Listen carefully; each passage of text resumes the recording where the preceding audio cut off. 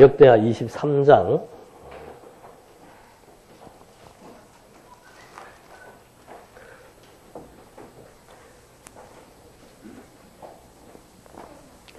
제7년에 여호야다가 용기를 내어 백부장들 곧 여로암의 아들 아사랴와 여호하난의 아들 이스마엘과 오벳의 아들 아사라와 아디야의 아들 마하세와 시그리의 아들 엘리사밧과 언약을 맺었다. 그들이 유다를 순회하면서 유다의 모든 성읍에서 레위 사람들과 이스라엘 사람들의 우두머리들을 모아 예루살렘으로 왔다. 온 회중이 하나님의 전에서 왕과 언약을 맺으니 여호야다가 무리에게 말하였다. 보아라. 여호와께서 다윗의 후손에 대하여 말씀하신 대로 왕자가 왕이 되어야 한다. 너희는 이렇게 하여라. 제사장과 레위 사람들 중에서 안식일에 직무 수행을 위해 들어오는 자들의 3분의 1은 문을 지키고 3분의 1은 왕궁을 지키며 3분의 1은 기초문을 지키고 모든 백성들은 여호와의 전뜰에 모여라. 제사장들과 직무 중인 레위 사람들은 거룩함으로 여호와의 전에 들어올 수 있으나 그 외 사람들은 들어오지 못한다.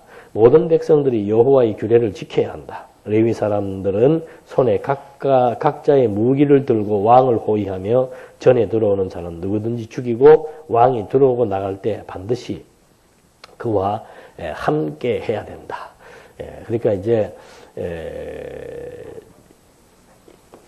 여호람과 아하시아 시대가 지나고 그 다음에 이제 또 다른 왕인 요아스가 이제 왕이 돼야 되는데 요아스가 나이가 어리죠. 그래서 어린애입니다. 어린애 7살이에요. 그러니까 7살짜리를 왕의 즉위를 해야 되니까 제사장 여호야다가 이제 친위 부대를 구성을 해서 그 어린 왕자를 호위하고 이제 왕에 즉위시키기 위해서 3개의 부대로 나누어서 딱딱딱 지키게 한 다음에 즉위시킬 준비를 지금 하는 것이 1절로 7절까지의 말씀이죠. 그러니까 뭐 이스라엘의 왕들 이름은 제가 잘 기억은 못합니다만은 이 다윗과 솔로몬 그 다음에 르호보암으로부터 이렇게 남쪽 유다의 왕조가 계승되고 있습니다. 북쪽은 3, 4대 만에 이렇게 피해 보복 정치지요. 혁명을 일으켜서 보복함으로써 왕권이 바뀌는 거고 남쪽은 이제 계속해서 왕조가 유지 계승되는 겁니다. 그런데 여기도 보면은 반복이에요. 왕들이 선행을 하다가 또 말미에 가면은 악행을 합니다. 그렇게 해서 이 악행을 해도 하나님께서 이 남쪽의 왕조의 역사는 실록에 다 기록하게 하고 다윗의 왕조, 다윗의 무덤에 같이 묻히도록 해서 이 남쪽의 유다의 왕조가 하나님의 보호 아래 계승된다. 이걸 이제 백성들에게 알고 유대인들에게도 알려주는 거죠. 그 직접적인 이유는 이 왕조를 통해서 그리스도가 오셔야 되기 때문이고 또 구약시대 역사적 의미로서는 하나님은 언약대로 이 왕들의 행위와 상관없이 하나님의 언약은 반드시 이루어진다. 왕들이 악행을 해도 이 대를 끊어버리지는 않는 거예요. 중요한 건 그거예요. 악행을 했을 때 하나님께서 반드시 징계를 내립니다. 그래서 뭐 전쟁에 패배하게도 하고 또는 뭐 문둥병이 들게도 하고 해서 이 징계를 받지만 아주 파멸시켜서 왕조 자체가 끊어지는 일은 없는 거죠. 그래서 하나님께서 왜 그렇게 하시는가? 하나님은 이스라엘 백성들과 언약을 세우시고 그 언약을 반드시 이루시는 여호와로 존재하시기 때문에 인간의 행위와 상관없이 하나님의 뜻은 이루어진다는 거죠. 하나님의 뜻은 반드시 이루어진다. 그래야 백성들이 이스라엘 백성들이 이 역사를 해석을 하면서 하나님의 뜻은 반드시 이루어지는구나. 어떤 자연의 어떤 장애물이나 인간의 어떤 방해나 인간의 범죄나 이런 것하고 상관없이 또 때로는 뭐 우상들이나 다른 이방 신들이 어떤 뭐 마술을 부리고 다른 신들이 어떤 뭐 권세를 행사하더라도 하나님은 거기에 전혀 눈썹 하나, 콧김 하나 움직임이 없지요. 그런 가운데서 철저하게 하나님의 뜻대로 섭리되어진다는 것을 백성들에게 이제 알려주시면서 내가 살아있다. 살아있다만 갖고 안 된다 그랬죠. 정말 인간의 행위와 상관없이 하나님의 약속은 이루어지는 것을 보니까 하나님의 하신 말씀은 이건 정말 보증수표다. 그래서 하나님을 신실한 분으로 믿게 되는 거고, 또 인간의 행위가 그렇게 불의하고 사악함에도 불구하고 그 언약의 왕조를 끊어버리지 않은 것을 보니까 하나님은 참 자비하시고, 이 모든 남북의 역사가 하나님의 뜻을 따라 되어지는 걸 보니까 모든 역사의 주권이 인간에게 있는 것이 아니고 하나님에게 있구나 라고 하는 사실들을 백성들이 깨닫고 하나님만을 철저하게 의지하고 그 이름의 영광을 찬송하는, 이것이 이제 이스라엘 역사에 대한 신학적 의미지요. 이것은 곧 이제 장차 오실 그리스도를 통해서 보여줄 하나님의 존재를 우리에게 확증시켜 주기 위한 예비 단계죠. 예비 단계. 그래서 구약은 그리스도에 대한 모형이라고 합니다. 모형. 예비 단계예요. 예수님이 오셔서 하실 일과 예수님이 오셔서 보여줄 하나님의 존재에 대한 영광을 이제 하나하나 다 예비시켜 놓고 이분이 오셔서, 저기 이제 오후 시간에 히브리서에 나와요. 이분은 어떤 분인가? 본체의 형상이고 영광의 광채이다. 하나님이 어떤 분이신 것을 이분을 통해서, 형상이라는 것은 보여지는 거죠. 하나님을 통해서 이분을 통해서 하나님의 존재를 우리에게 알려주고, 또 이분을 통해서 그 본래적으로 존재하고 있는 그 근원이 무엇인지를 우리에게 확증시켜 줌으로써 이 나타난 것이 다가 아니고 보이는 세계가 다가 아니고 진짜 보이지 않는, 또 나타난 것은 보이지 않는 것에 의해서 존재하는 것이니까 참 실존, 참 가치, 참 존재는 영원한 것이다. 영원하신 하나님이시다. 그걸 이제 백성들로 하여금 깨닫게 해서 여호와를 의지하고 경외하며 찬송하게 하는 것. 이것이 이제 하나님의 섭리의 구도지요. 저런 이제 맥락 속에서 계속해서 여러 왕들이 이렇게 출현을 하면서 선행과 악행을 반복하되 하나님은 이 왕조를 아주 끊어버리지 아니하시고 끝까지 계승시켜 나가시는 여호와이다. 이걸 이제 보여주는 겁니다. 그렇게 해서 무리가 이제 7살짜리 요아스를 잘 호위하고 데리고 와서 왕을 삼고 만세를 부르는 내용이 8절부터 나오죠. 예후가 23장. 레위 사람과 온 유다 사람이 제사장 여호야다가 명령한 것을 모두 그대로 시행하였다. 그들 각 사람이 안식일에 당번인 자들과 안식일에 비번인 자들을 모두 데리고 있었는데 이는 제사장 여호야다가 비번인 자들을 내보내지 않았기 때문이다. 제사장 여호야다가 하나님의 전 안에 있는 다윗 왕의 창들과 큰 방패들과 작은 방패들을 백부장에게 주고 모든 백성들은 그 손에 각자의 무기를 들고 전 오른쪽에서 왼쪽까지 제단과 전을 따라 왕을 호위하도록 배치했다. 사람들이 왕자를 데리고 와서 그에게 왕관을 씌우고 왕의 문서를 주면서 그를 왕으로 삼으니 여호야다와 그의 아들들이 그에게 기름을 붓고 왕 만세라고 외쳤다. 그러니까 이제 즉위에 대한 절차를 자세하게 보여주는데 7살짜리니까 이건 모반이 있을 수 있죠. 그러니까 그 모반을 방지하기 위해서 안식일임에도 불구하고 비번과 당번 상관없이 다 그 궁전 안에 두고서는 이제 이 7살짜리를 왕으로 즉위시키기 위해서 철저하게 호위무사들을 동원해가지고 꽉 호위무사로 거기를 채워놓고 이제 어린 왕자가 이제 왕자에 앉는 의자에 오르게 되니까 문서를 주고 그 다음에 기름을 받는 거죠. 문서라고 하는 것이 뭔가 하면은 왕의 문서예요. 왕의 문서. 그래서 문서를 주고 예나 지금이나 행정이라고 하는 건 똑같아요.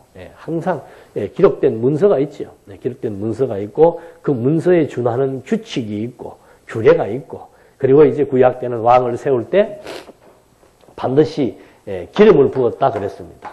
이게 이제 이 기름을 붓는 이유가 뭐라고 그랬습니까? 이게 기름을 부으라고 하나님이 명령한 거예요. 그래서 이 기름을 부음으로 말미암아 이 왕은 누가 세웠다? 하나님이 세웠다. 그걸 백성들에게 알게 해주는 거죠. 그래서 이 7살짜리 요아스는 아주 합법적인 유대의 왕이라고 하는 사실을 증거해주기 위해서 문서와 또 기름을 부으면서 비록 7살짜리지만 왕으로 세우게 하시는 하나님의 섭리 역사. 그래서 계획대로 준비해서 왕자를 불러내어 왕으로 삼는 과정들. 그러니까 7살짜리라도 하나님의 뜻이면은 왕이 되는 거예요. 네. 뭐 아무리 부족하고 아무리 나약해도 하나님의 뜻이 있으면 왕이 되는 거고, 또 반대로 아도니아 같은 친구들은 솔로몬이 어리니까 스스로 왕이 되겠다고 자기 힘이 있다고 해서 왕이 되는 게 아니죠. 아도니아는 자기 힘이 있으면 왕이 되는 줄 알고 4년 동안 백성들의 마음을 뺏고 그래갖고는 스스로 왕이 되었고, 사울도 마찬가지예요. 백성들이 또 이렇게 다 힘을 실어준다라고 해서 그것이 참된 왕이 아니지요. 그러니까 온 백성이 다 왕으로 인정을 해줘도 하나님이 왕이 아니라 그러면 아닌 것이고, 또 스스로 아무리 능력이 있어도 하나님이 지명한 왕이 아닐 경우에는 설령 왕의 자리에 올라가도 패의하게 돼 있는 거죠. 그걸 우리가 배우는 거예요. 인생을 살. 성경을 통해서 그런 지혜를 배우는 거죠. 아, 이게 하나님께서 세워주지 않으면은 절대 안 된다. 그리고 하나님이 지켜주지 않으면은 절대 안 된다. 그러니까 물론 뭐 우리가 국가의 여러 가지 많은 어떤 그 행정적인 법이나 규범이나 이런 거에 의해서 보호받을 수도 있지요. 그러나 아무리 완벽한 국가의 법적, 제도적 장치에 의해서 보호받을 수 있다 해도 하나님께서 그거 보호받지 못하도록 하면은 어떤 여건을 통해서라도 깨어지게 하는 거죠. 그러니까 뭐 우리는 그런 재산이 없으니까 별 관심이 없습니다만은 그래도 뭐 200억이 우리 거다라고 했을 경우에는 그 200억에 대한 신경이 쓰일 수밖에 없죠.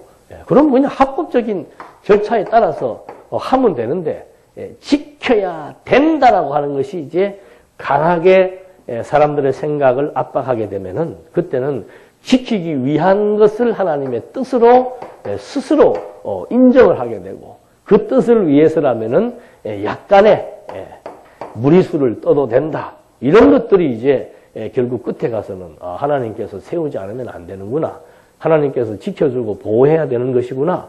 그게 너무도 철저하고 확실하게 드러나게 되는 거죠. 그래서 어리석은 사람이라야 끝까지 자기 계획, 자기 뜻, 자기가 세운 명분, 그것 때문에 다 사람들이 행동하고 죽는 거예요. 자기가 만들어 놓은 명분과 자기가 만들어 놓은 뜻을 또 스스로 옳다고 인정을 하고, 거기에다가 우리 종교생활 하시는 분들은 거기에다가 신의 이름까지 덮어버리는 거예요. 그래서 이 신앙생활 한다는 것은 정말 예민하지 않으면 힘들어요. 이것이 내 욕심인지 아닌지를 진리의 말씀을 통해서 정확하게 분간할 수 있어야 되는데, 내 욕심을 하나님의 뜻으로 딱 분갑시켜 놓고 그 뜻 위에 하나님이 하신다는 딱 명제를 갖다 붙여놔 버리면은 그 다음부터는 요지부동인 거예요. 그래서 항상 조심할 것은 뭔가, 이게 정말 선하신 하나님의 뜻인가? 선하신 하나님의 뜻이라면은 뭐 성경에 있는 그대로잖아요.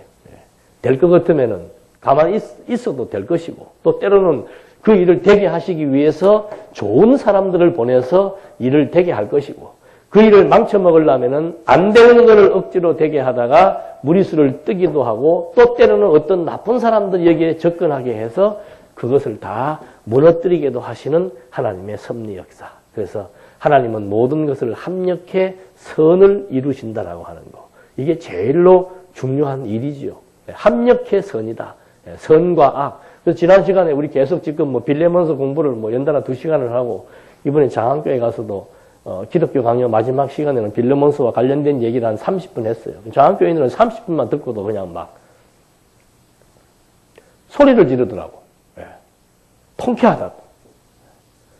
그러니까 우리가 이 사람들이 몸도 그렇잖아요. 머리는 어디로 향해 있어요? 하늘로. 다리는 땅에 붙어 있죠. 그래서 이 동양에서는 양기와 음기로 얘기를 하는 거예요. 이걸 직이라고 그러고 이걸 천기라고 그래요. 입으로 들어가는 거를 곡기라고 그러죠. 이 곡기 이전에 이거는 천기가 있고 직이가 있다. 이것을 음양 오행이라고 그런단 말입니다. 음과 양의 조화라고 그러는 거예요. 그러니까 하나님을 몰라도 머리는 하나님의 뜻으로 채워지는 지혜가 충만해야 되고, 아래로는 이 땅이라고 하는 것 자체가 이 관계죠. 관계. 사람과 사람의 관계를 아름답게, 하나님이 무슨 이유로 이런 관계를 맺게 해주었는가? 무엇이 정말 선하고 아름다운 관계인가? 그래서 신학에 보면은 이 서로라고 하는 단어가 굉장히 많이 나오고 있습니다. 예수님도 구약의 모든 역사를 다 성취하시고 율법을 완성하시면서 내가 너희에게 세 계명을 주노라. 그 세 계명이 뭐예요? 예? 서로 뭐하라? 사랑. 서로예요. 서로. 예. 서로 사랑하고 서로 봉사하고 서로 격려하고 서로 위로하고 서로 교제하고 예. 서로 짐을 지고 예. 이게 다 서로예요. 서로. 이 관계를 무시해버리고 이 관계만 생각해버리면 이제 이거 사람이 이상해지는 거죠. 그걸 우리는 이슬람을 통해서 보잖아요. 원리주의자들. 예? 그들은 성전이라 그래서 몸에 폭탄 안고 가는 거예요. 왜? 신과 인간의 관계만 생각을 하는 거죠. 신과 인간의 관계. 예. 신과 인간의 관계에 의한 사람과 사람의 관계를 생각하다 보면은 무엇이 서로를 위해서 좋은 것인가? 예. 무엇이 우리가 서로를 위해서 이해하고 배려하는 것인가? 이런 건 기본 상식이에요. 예. 그러니까 교회가 지금 상식이 기적이 되어버렸다 그러잖아요. 예? 대한민국의 교회가 일반인들은 하나님을 모르는 사람들은 다 상식적인 수준에서도 다 인정하고 이해하고 해석하고 행동하는데 교회는 상식이 도리어 기적이 되어버리는 거예요. 예. 어떻게 범법 행위를 하고 여기서 하나님을 운운하면서 도리어 방자하게 도리어 피해자에게 소리를 지르고 이거 있을 수 없는 일이지요. 그런 것들이 이미 교회가 이제는 점점 부패해져 가고 있는데 모르죠. 뭐 그래도 교회 아직도 많은 교회들은 많은 목사님들 많은 교회들은 정말 순수하게 미숙하지만 진리의 내용은 미숙하지만 그 진리를 가지고 목숨 걸고 사시는 분들도 많이 있어요.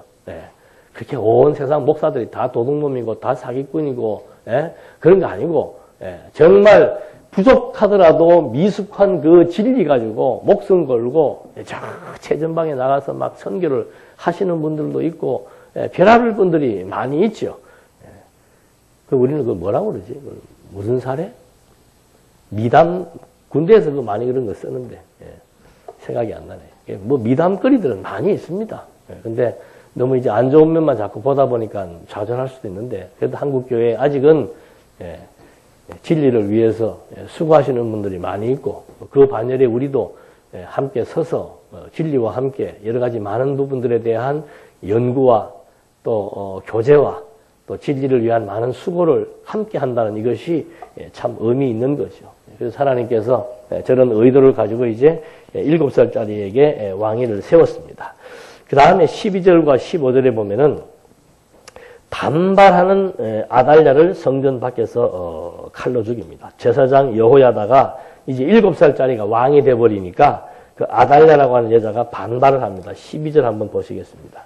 아달랴가 백성들이 뛰어다니며 왕을 찬양하는 소리를 듣고 여호와의 전에 모여있는 백성들에게 다가가서 보니 왕이 전 입구에 있는 기둥 곁에 서 있었고 고관들과 나판수들은 왕을 모시고 서 있었는데 그 나라의 모든 백성들이 즐거워하며 나팔을 불고 있었고 찬양대는 악기에 맞추어 찬송을 인도하고 있었다. 아달랴가 자기 옷을 찢으며 반역이다 반역이다 하고 외쳤다. 제사장 여호야다가 군대를 거느린 백부장들을 불러내어 명령하였다. 저 여자를 대열 밖으로 끌어내고 저 여자를 따르는 자는 누구든지 칼려 죽여라. 이는 제사장이 말하기를 여호와의 전 안에서는 저 여자를 죽이지 말아야 하기 때문이다. 사람들이 아달랴를 붙들어 왕궁말 문 입구로 끌고 가서 거기서 그 여자를 죽였다. 항상 그래요. 항상.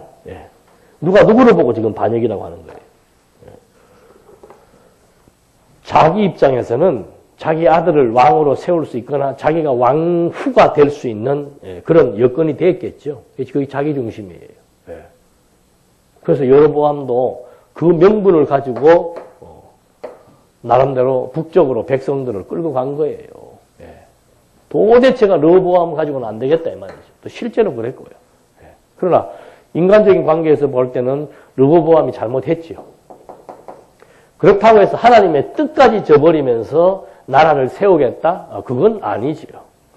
그러니까 요아스가 이거 7살짜리 아무것도 모르고 철없는 애지만은 하나님의 뜻이 있으면은 그것은 정당한 일이고 아달랴가 아무리 자기가 왕후가 되거나 자기 아들을 왕으로 세울 수 있는 그런 자기 입장에서 봤을 때 아니라고 해서 그걸 반역이라고 소리친다면은 그거 참 어처구니 없는 일이죠. 세상에는 참 그런 일들이 많은 거예요.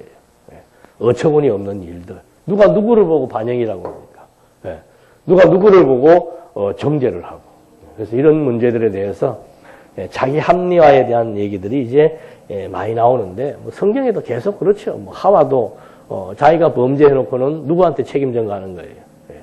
사단에게 책임을 전가하고 뭐 또는 뭐 남편은 아내에게 책임을 전가하고 이런 식으로 자기 합리화를 위한 책임 전가. 이거는 뭐 지금으로부터 한 20년 전에도 신학적인 이슈가 되어가지고 우리 안에서도 많은 논쟁이 있었던 거예요. 하나님이 하신다고 그러니까 뭐 하나님이 하셨으면 하나님이 다 책임을 져야지. 본질적인 하나님이 다 책임지지요.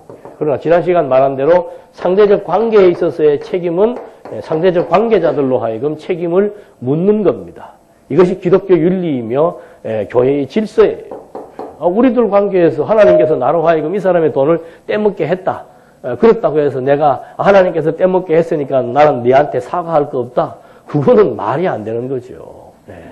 이분에게 사과도 해야 되고 5천만 원 떼먹었으면 5천만 원을 어떻게 갚겠다는 것에 대한 약속도 해야 되고 그것이 하나님을 사랑하고 이웃을 사랑하는 기독교 윤리의 기본이에요. 기본.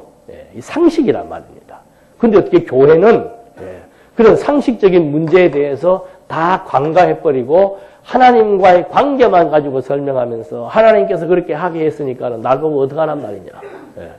어떻게 하겠느냐. 잘못했으면 사과하고 남의 것 훔쳤으면 갚아야 되지요.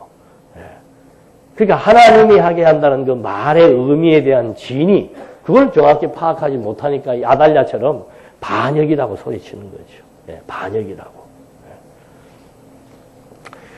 그래서 여호야다 제사장이 저 여자를 성전 안에서 죽이면 안 되니까 부정하니까 성전 밖에서 죽이라고 해서 그 여자를 죽이고 그 다음에 이제 온 국민이 바알단과 우상을 깨뜨리고 여호와를 섬깁니다. 그러니까 이 백성들의 선행은 뭔가 하면은 제일 먼저가 뭔가 하면은 하나님에 대한 인식이에요.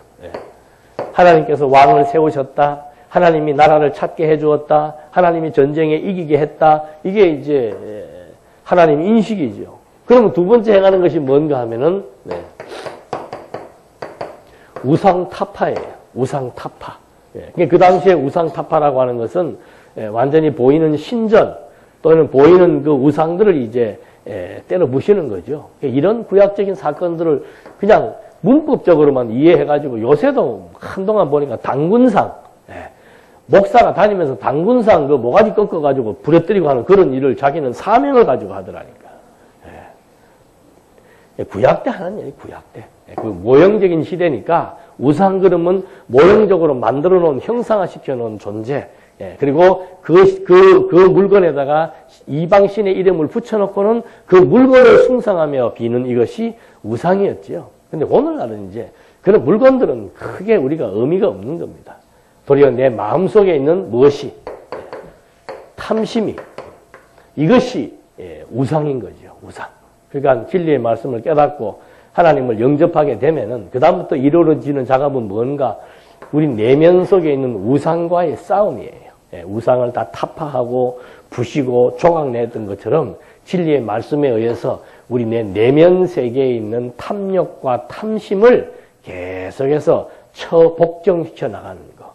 그렇게 해서 점점 새 사람으로 거듭나서 점점 그리스도의 형상을 닮아가는 거. 이게 선순환적인 방향이에요. 선순환적인 방향.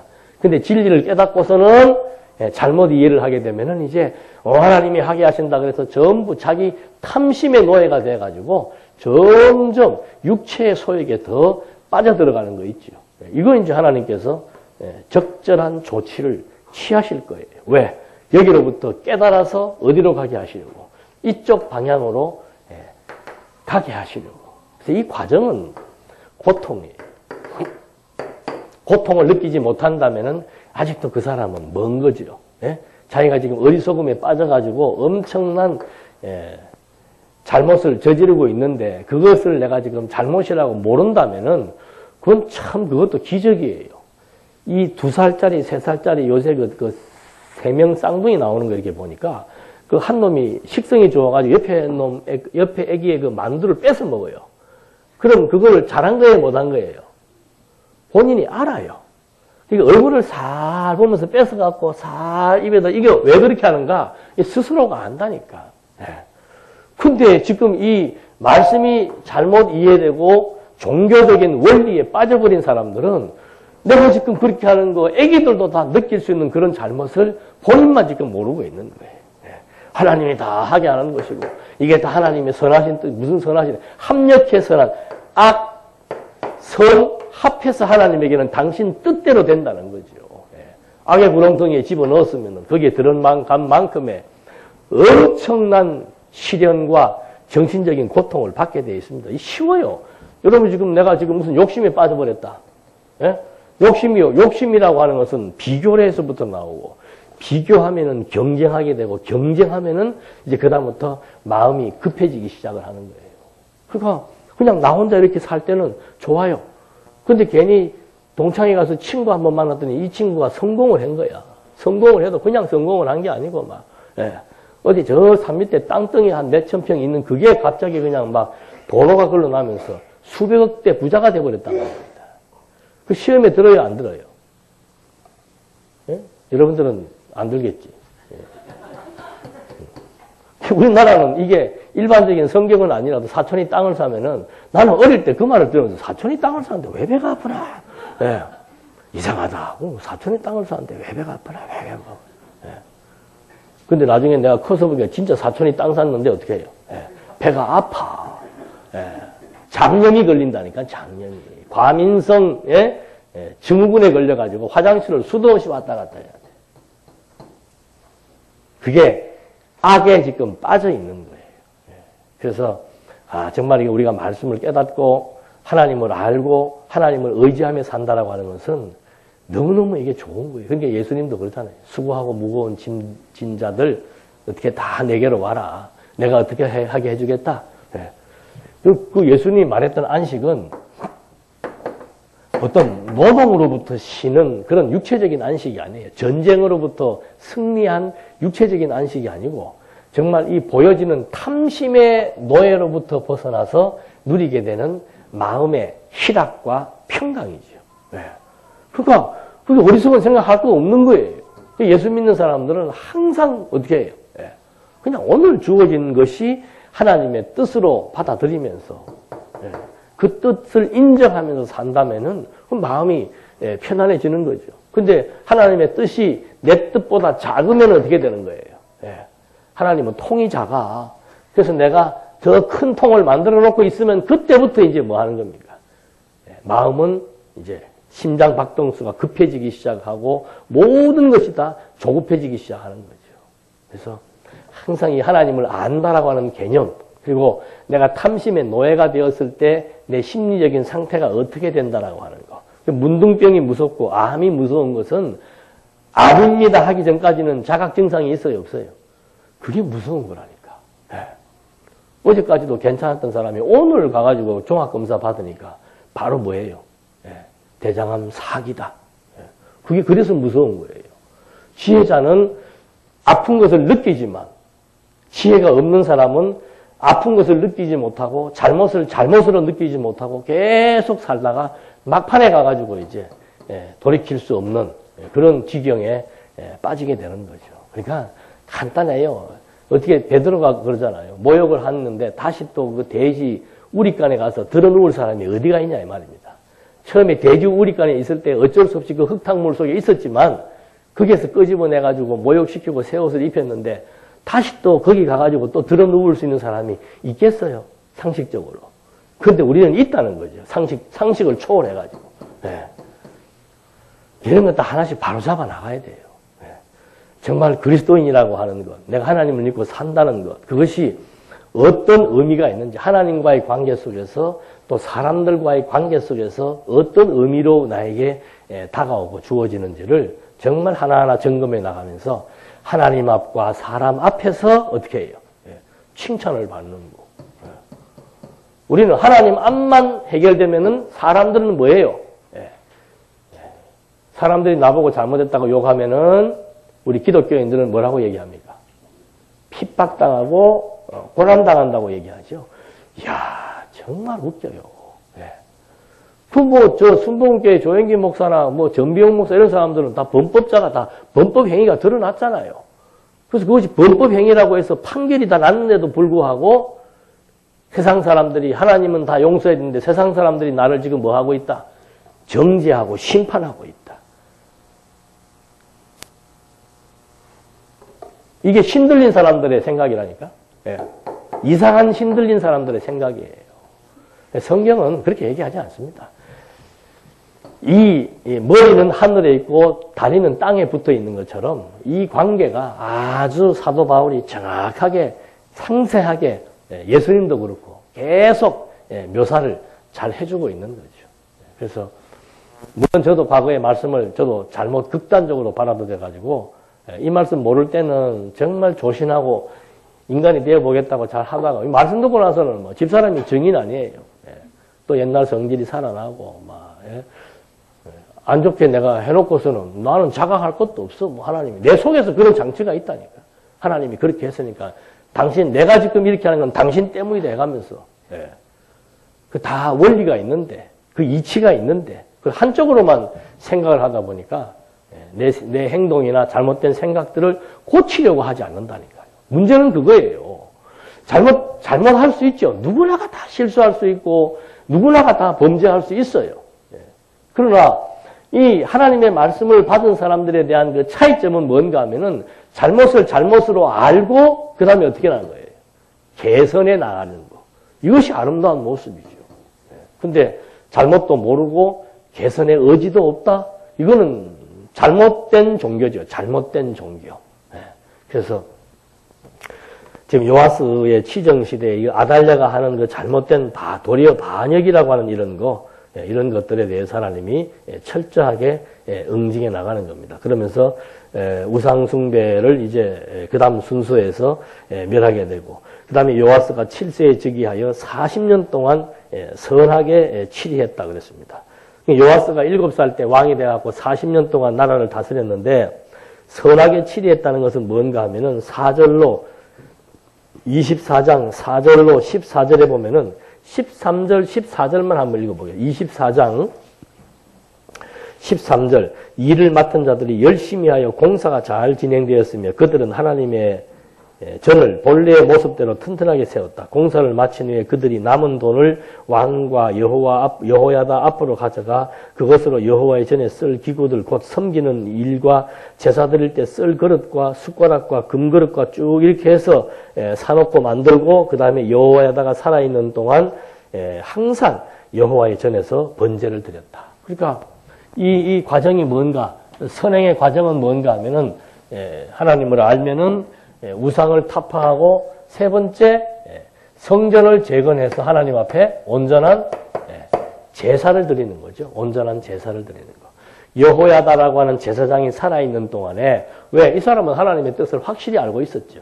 그래서 요하스를 왕으로 추대하는데 일익을 담당했던 그 여호야다가 살아있을 동안에는 계속 백성들로 하여금 우상을 타파하고 그 다음에 제사를 드리게 하는 거. 이게 40년 동안 치리했던 선한 정치죠. 선한 정치. 그러니까 선한 정치는 뭔가? 오늘로 말하면 선한 삶이에요. 선한 삶이라고 하는 것은 뭔가? 하나님 어떤 분이신 줄 알고 내 욕심이 점점점 복종되면서 그 다음에는 하나님의 뜻을 분별하는 영적 예배가 뜻 분별 아니에요? 뜻 분별과 그 다음에 뭐예요? 믿음의 수준에 따른 생활 문제가 나오죠. 그래서 로마서 12장 이제 6절 이후로부터 보면은 계속해서 서로 사랑하고 봉사하고 섬기고 짐지고 하는 그런 생활이 연이어서 소개되고 있습니다. 그래서 영적 예배라고 하는 것은 뭔가? 하나님의 뜻을 분별하면서 그 다음에는 우리 인간과 인간의 관계 속에서 하나하나 하나님의 선한 뜻대로 우리의 생활과 우리의 태도가 바뀌어 나가는 것. 이것이 영적 예배지요. 그래서 이 요아스가 7세에 즉위해서 이제 저렇게 성전을 수리하는 내용이 나옵니다. 그 다음에 이제 요아스가 우상을 섬겨 진노를 받고 경계를 듣지 않는 내용이 나옵니다. 그러니까 이게 아까도 말씀드린 대로 이 보면은 선한 일을 하고 일정 기간 동안 선한 일을 하게 되면, 선행을 하게 되면은, 그 다음에 또 따라오는 것이 뭔가 하면은, 악행이 따라오는 거예요. 선행과, 악행이. 그래서 이게 우리는 이걸 성령의 소욕이라고 그러고, 육체의 소욕이라고 그러는 거예요. 우리 마음속에 늘 두 마음이 있는데, 육체의 소욕과 성령의 소욕이 작용을 하는데, 계속해서 이제 육체의 소욕에 빠지게도 하나님께서 해나가신다. 왜 그랬는가? 육체의 소욕에 빠져봐야 그리스도가 받은 내 대신의 징계가, 하나님의 은혜가 무엇인 줄을 깨닫고 그 다음에 또 선행을 해나갈 수 있도록 이 방향을 바꿔 나가시고자 하는 하나님의 섭리 역사죠. 그래서 그 다음에 이제 네 번째부터 나오는 것이 이제 악행이 나오는데, 그 악행은 뭐 다른 것 없습니다. 우상 섬기는 거예요. 우상 섬기는 거. 여기도 보십시오. 하나님을 알면은 우상을 타파하는데, 하나님하고 멀어지면은 그 다음 뭐 하는 거예요? 우상을 섬기는 거죠. 우상은 이건 완전히 우리의 본능입니다. 본능. 내 욕망대로 되고자 하는, 또 내 생각대로 하고자 하는 그 본능이 우상이에요. 우상. 그러니까 그 바울이 그런 맥락에서 이제 우리 뭐 하나님 모르면은 뭐 하나님 알아도 그렇죠. 이 땅에 살면서 제일 절대적인 가치가 뭐예요?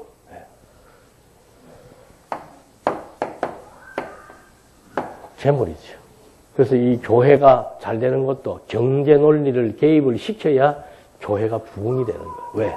많은 사람들이 모두가 요구하는 것이 뭔가 하면은 이 재물이기 때문에 그래야지. 여기로부터 우리가 자유로울 수 있다는 사람이 있다면은 그건 뭐 굉장히 성숙한 사람이죠. 그러니까 뭐 돈이야 뭐 누가 뭐 있는데 싫어할 사람 어디 있겠어요. 그러나 내가 그 돈 자체가 나에게 어떤 의미가 있고 내가 무엇 때문에 사는가, 그걸 이제 곰곰이 정리해야 될 필요가 있는 거죠. 뭐 다 이 땅에 살면서 돈이 없으면 어떻게 돈이 없으면 돈이 없으면 첫째는 내가 하고 싶은 것을 할 수가 없고, 인간이 누려야 될 기본권을 누릴 수 없기 때문에 돈이란 건 굉장히 중요한 거죠. 그러나 이것이 내 삶의 목적이라든지 내 삶의 의미로 다가온다면은, 어떤 사람들은 막 그 장사하는 사람들 봐요. 막 저녁에 그 돈 셀 때 하루에 수고가 어떻게 된다 그래요. 나도 그런 거 한번 경험 한번 해봤으면 좋겠어. 뭐 보기만 봐도 피로가 풀리겠더만. 저 사람은 저 힘으로 사는구나. 왜? 힘들어도 하루 매상 딱 해가지고 저녁에 집에 가서 돈 세고 있으면 그 얼마나 힘이 나고 좋겠어요. 근데 그것도 반복해서 하다 보면은 이제 그것도 피곤해. 그래서 기계에다 집어넣어 버리고 딱 해서 끝나게 되고. 이걸 우리가 바로 해석한다는 것이, 그러니까 바울이 그 나중에 돈은 일만하게 뿌리라고 해. 그 좋은 돈을 바울은 일만하게 뿌리라 그러잖아요. 근데 바울은 또 어떤 데 보면 돈이 없으니까는 교회다가 사람 보내가지고 나 돈 좀 보내달라 그러잖아요. 바울은 또 왜 그러는가? 목적이 다른 거죠. 목적. 충분 조건이냐, 필요 조건이냐. 내 인생에 이것은 절대 가치다.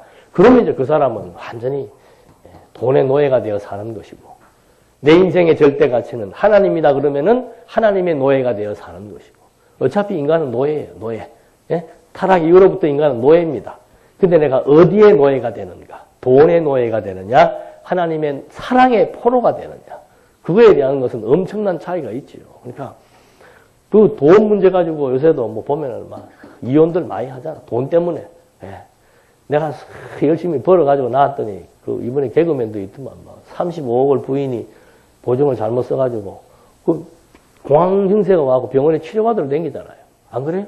그 일평생 벌어놓은 걸 갖다가 여자가 보증 써가지고 그렇게 해버리니까 얼마나 화가 나겠어요. 이거 우리가 잘 다스린다라고 하는 것은, 그러니까 오직 했으면 바울이 먹을 것과 입을 것이 있은즉 어떻게 해요? 그게 돈 얘기예요. 돈 얘기. 먹을 것과 입을 것이 있은즉 뭐 한 줄 알라. 오늘 하루하루 주어진 여건 속에서 살자는 거죠. 저는 한번 지나가 그걸 아빠는 뭐 60이 되었는데 뭐 느끼는 게 뭐가 있어 그러더라고요. 한 번씩 가다 가는 뜬금맞은 소리를 이렇게 해서 건방지게.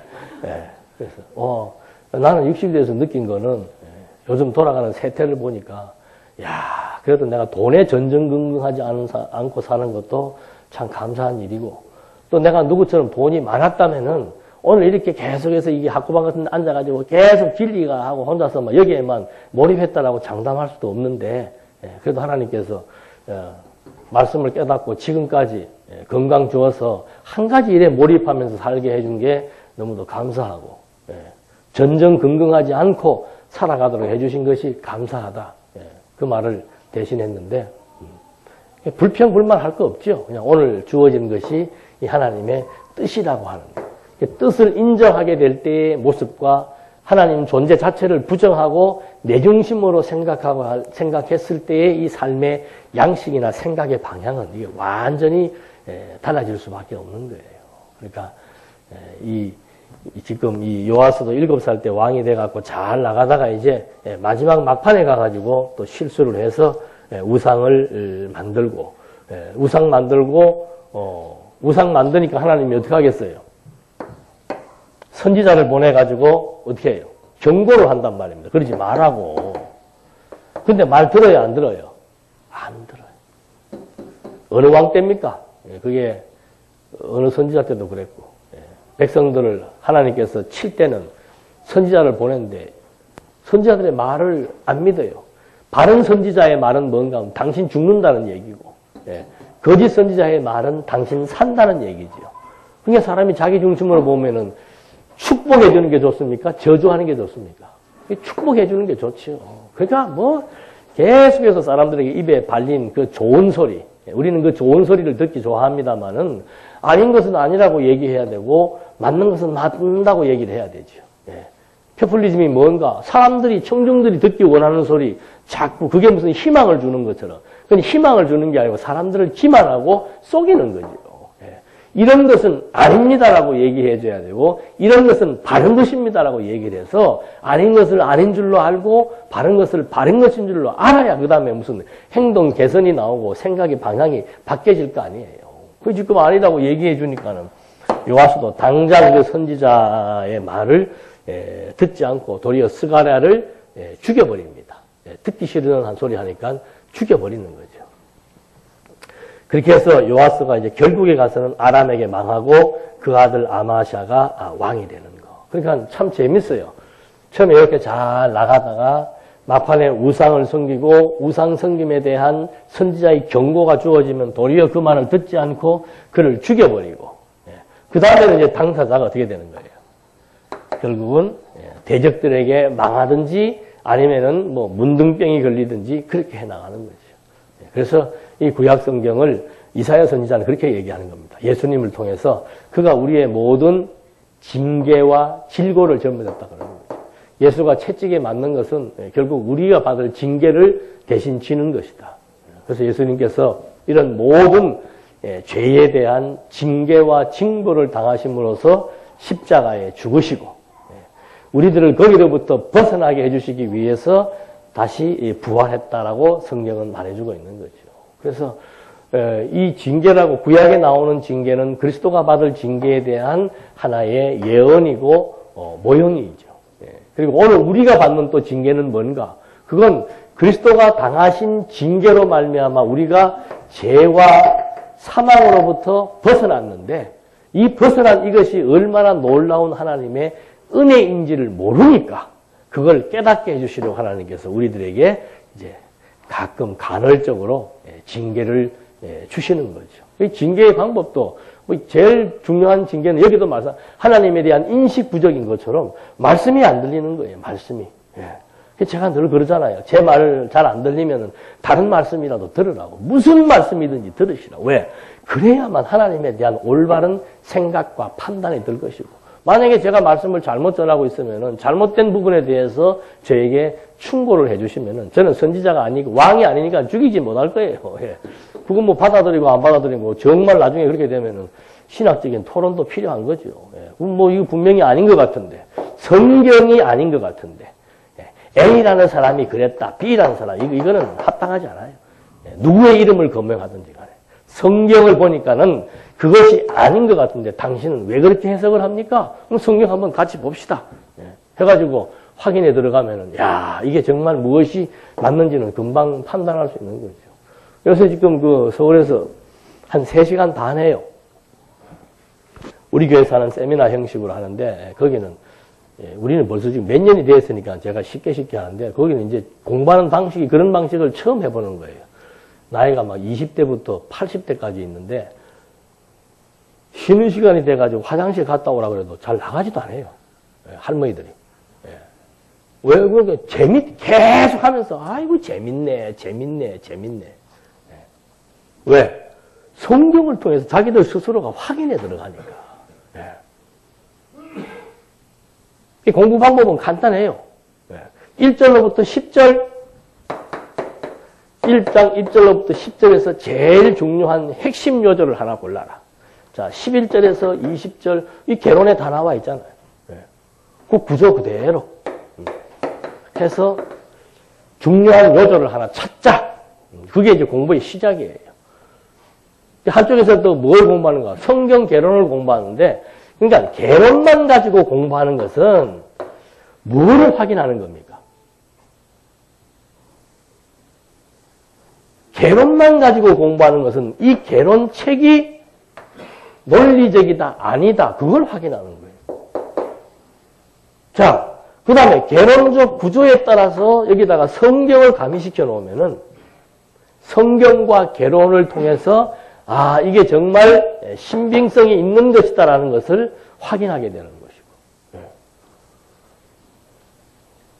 그러니까 이렇게 공부를 해 나가니까는 너무도 재밌다는 거죠. 성경 내용을 자기들이 확인을 직접적으로 하니까. 그래서 팀을 한 6개 정도 팀을 만들어 가지고 그 팀장 한 명씩 나와서 발표하는 거예요. 근데 그래 한 3시간 반을 한다니까요. 난 뭐, 그래서 이번에도 몸살 난 거예요, 가가지고. 토요일날도 가고 2시부터 한 6시까지 하고. 끝나면 또 밥 먹느라고 또 얘기하고 한 8시나 9시 돼야 숙소로 올라가고. 주일날도 처음에 1시간 하기로 했던 게 이제는 2시간으로, 뭐 1시간 해갖고는 감당이 안 되니까. 그래서 확인하는 거죠.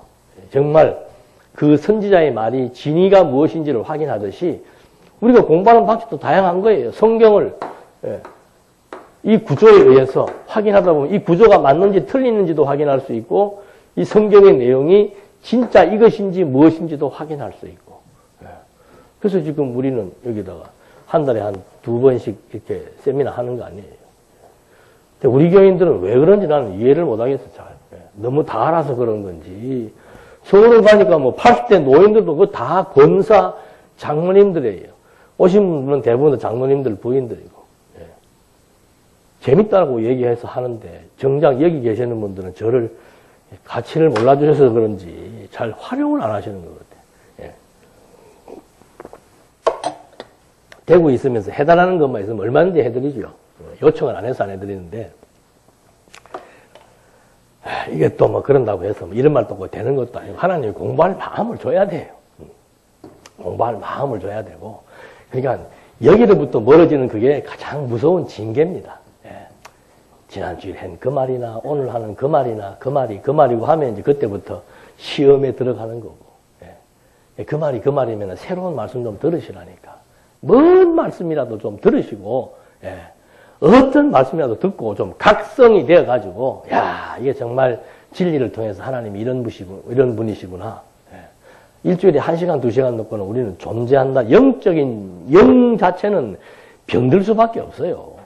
이게 깨달아져야 그 다음에 내 삶 자체가 평화롭고 풍요롭고 안식을 누리고 정말 범사 하나님이 인정할 수 있는 그 체계가 바로 뭔가 성경을 통해서 하나님에 대한 확정을 해나가는 작업들.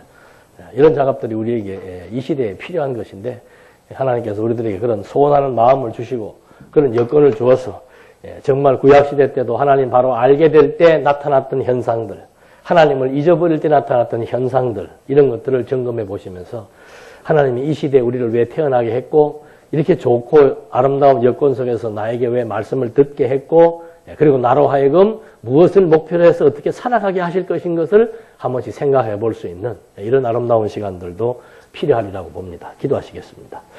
은혜와 사랑이 풍성하신 하나님 아버지, 진리가 우리를 자유케 한다고 약속하신 말씀대로 이 진리의 말씀을 통해서 이 피조물의 어떤 것으로부터도 우리는 속박당하지 않고 참된 자유와 평안을 누릴 수 있도록 하나님이 인도해 주시옵소서. 참된 진리를 몰라서 방황하는 사람들 많사오나 저희들에게 이 참된 진리를 깨닫게 해주었사오니 진리로 말미암아 우리 내면의 세계도 아름답게 가꾸게 하시고 이 진리를 통해서 또 많은 사람들에게 이 진리를 전파해 나갈 수 있는 기회도 허락해 주시옵소서. 예수님의 이름으로 기도드립니다. 아멘.